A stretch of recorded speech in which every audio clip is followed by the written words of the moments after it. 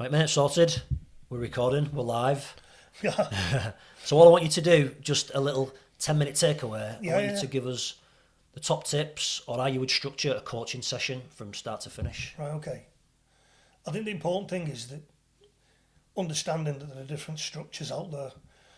And when I say structures, I mean academic structures. So acronyms like most people have heard around SMART, specific, measurable, achievable, around goal setting. Right, yeah. So there's a lot of them around what I call the circuit. But the more experience you've got, the more you can create your own. And it links into questioning as well. So there's different phases of a conversation or a coaching session. But within those phases, the client should lead you. Right. So it's about understanding what questions you're going to pull in, what themes you want to run, and then asking the correct question. So you're not necessarily telling the client what to do. You want them to tell you Yeah, the answers they've come to. yeah. And I think a lot of it, I mean, some of the headings that I'll use, I've got them in my laptop here, are quite simple, to be honest, but part of the skill is knowing when to use what area, linking into the question. Right. The questioning is the key. Correct questioning will always benefit clients, depending. So if you've got a client in crisis, or you've got a client who's going through a changing of relationship, or it might be something to do with business.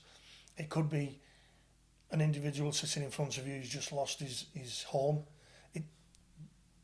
That will depict what structure you use. Right, okay. Now, the inexperience of some coaches may be they may have just one or two structures that no matter what, they're going to use them. Right.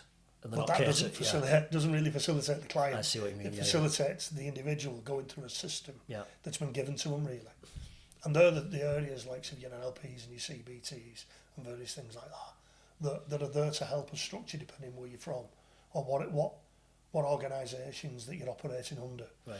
But with me being obviously freelance and self-employed, I've had 30 years experience in having those types of conversations with people. So when you look at, I've always said you should start off really with what is it you want. Now, with lads and individuals in the game, that for me is the Spice Girls moment. Right, go on, explain Tell me that. what you want. Tell me what you really want. want. So it's what's your ideal outcome.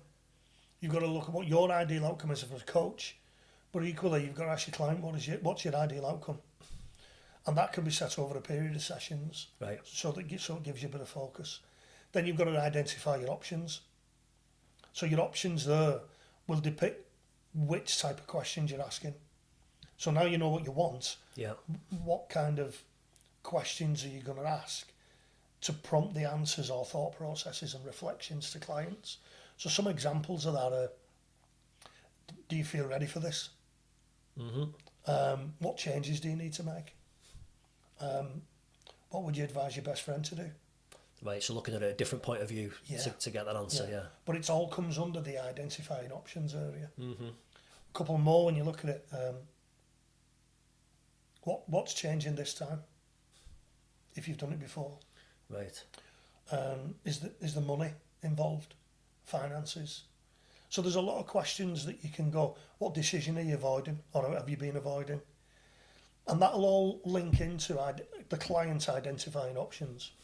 Then you move into the next phase, which is basically an action plan. Taking action.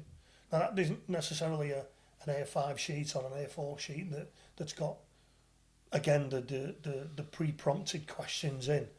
But a lot of it would be, what's your first step? Are you going to do the easiest one, or are you going to do the most difficult first? Depending on the time frame and depending on where the client's at. Right. Mentally, really. Right. Would the time frame be something you'd establish in the first part of the goal setting? I think that's your outcome, isn't it? You've got to look at it. Is it going to be short or long term? Right. Will it be 2-3 weeks? Is it a quick fix? If it's somebody who's just coming out of a relationship, it could be 6 months. So a lot of the taking action, are for me about clients sometimes getting quick wins. Right. Not necessarily setting goals, but getting quick wins to build confidence in that area. Yeah. So an example I've just had is the blockage and the barriers asking to access a food bank. you know, it's short term. Yeah, yeah, You know, yeah. but the long term effect, short term effect would be, I've just lost my job, I've lost this, I've lost that. It's all negative. But as what you're trying to do here is taking action. What can you do? That doesn't change anything. The fact that Yeah. you've lost your job or you've got no food in your cupboards. Mm-hmm. Your action is, where do I go? Who can I speak to in order to access support? Yeah. So it's important that those types of questions are asked. And there's no difference in a business setting. Somebody wants to set another IT plan up. Mm-hmm. It's change. Right. So the systems are, the action bit is important. What the actions are you going to take first? Yeah. And then put a time frame on it.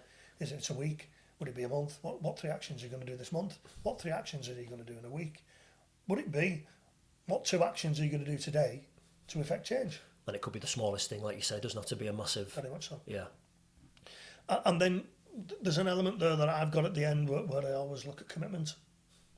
Commitment from the coach as regards being there, and commitment from the individuals actually doing something. Now you've Right. chosen your actions. So that's not the expectations. That's what you actually Yeah. what you're committing to do. So it's like, in that case I've just explained, I need to make contact with the food bank, speak to the manager, explain my situation, and then arrange a time. Right. Okay. Now that was a daily thing. Yeah. So that client said, right, I need to do that today Right. because it was urgent. He did, and he was receiving support within 2 days of having that conversation with me.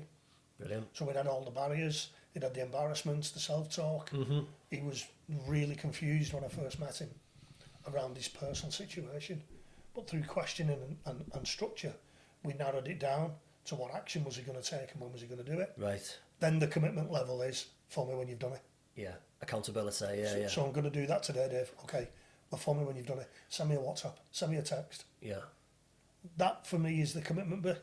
Mm-hmm. The danger with that is if you don't have that in, you set all the plans up, but then, well, I got up tomorrow morning and my cat's teeth fell out. And the excuses come out then. Yeah. So I think there's a check there. How do you normally sabotage yourself is what I always ask. Right. So in this journey, how do you normally cope with pressure? And again, you don't know what the answer's going to be, but you need to have. Well, that might be the first time someone's looked at themselves in that way and Very much so. looked at the behaviours in it. Tell me how you feel once you've completed a positive action. Yeah. What does it do for you? That could be anything, from putting Ben out to anything. Mm-hmm. But then relate it back into the issue that we're talking about. Yeah. How are you going to reward yourself? You know, so with the client that I'm talking about, it was within 2 days he'd accessed the food bank, which was really positive for him and his family. But his commitment action was, I'm going to make the first meal at that food bank. Yeah. And they had chicken curry and rice. So in his head, the commitment level and the emotion around it was because he'd done the other actions. Yeah. I get you. So that's, I just to summarise that, what is it you want, which we talked about, identifying your options, taking action, and then obviously some stuff around commitment and testing commitment and checking. There's another area that I constantly look at again when you look at your goal setting within that. Mm-hmm. I mentioned SMART model, and that's the most popular, but there are other different types of models that you can look at that are more general. I think I don't necessarily want to go down that route, but we're looking at being outcome focused initially, and it's got to be in line with your values. Right. And in there's got to be a positive statement. So again, I'll use the example going back to the client. His outcome focused was in the situation around the support around him for his family. In line with his values was his family. Yeah. So he had he has got a very high value structure around his wife and his children. But then stating the positives element of him getting over the embarrassment. So you know, if I do this, I'm going to receive support during this COVID period, and it's something that I can go back and access again. So it just doesn't. It becomes short term. What I've said about commitment, but actually we know once that relationship's been built up, he can access it, and it isn't a problem for him then. That puts another dimension on another coaching session. Yeah, because he's not got that around him. If that makes sense. Mm-hmm. So we've got to be outcome focused, And sometimes it's about being really specific around what you want. Right. And also, what's the pain? What are the, that we mentioned around embarrassment or perception, perception of if I go and ask for support, I'm weak. All that elements of it, being focused on the outcome. Right. You've got to take that in consideration. Mm-hmm. Because what isn't pain for me might be pain for somebody else. Yeah. So you've got to get your head around that. There's got to be an aligning of values with coach and clients as well. Things around the goal setting and the life visions, which is fine. But also some of the stuff around what do you need to do right now?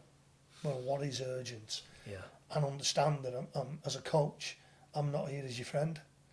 I'm here to challenge constructively. Mm-hmm. But it's got to be in line with values. Yeah. Is that something you set out at the beginning then? That relationship? I do. Yeah. And that relationship might last for 2 sessions, and in the nicest possible way they've gone, and it's great for me, because whatever, like this guy now that I'm on about, he'll during that COVID period, he can access food for his family, and then he can start addressing the other things. Now whether he wants to do that with me or his wife, Yeah. is up to him. But you leave. I always say you leave the door open. I'm not one of these coaches who'll say, like, I'll sign you up for 4 sessions. I'll sign you up for 6 sessions. It needs to be 9 or 3. It's not. Whatever You it can't. needs it to But it be. still needs structure. Yeah. I think identifying obstacles is massive as well. So personal obstacles around maintaining previous behaviours, questions around that. Other areas around what might you give up on? Have you got a sacrifice list? Right. Is it going to affect other relationships in your life? If you're asking these types of questions, what you're going to get information. Mm-hmm. And I think then, who will you have to building almost a management committee around yourself of support, not necessarily are just people that you sit in coffee shops with, Yeah. who chat. Right. Somebody who's going to challenge you and give you some feedback that you mightn't like, Mm-hmm. but obviously the values are right, Yeah. and they're doing it for your own good. Yeah. So there's that.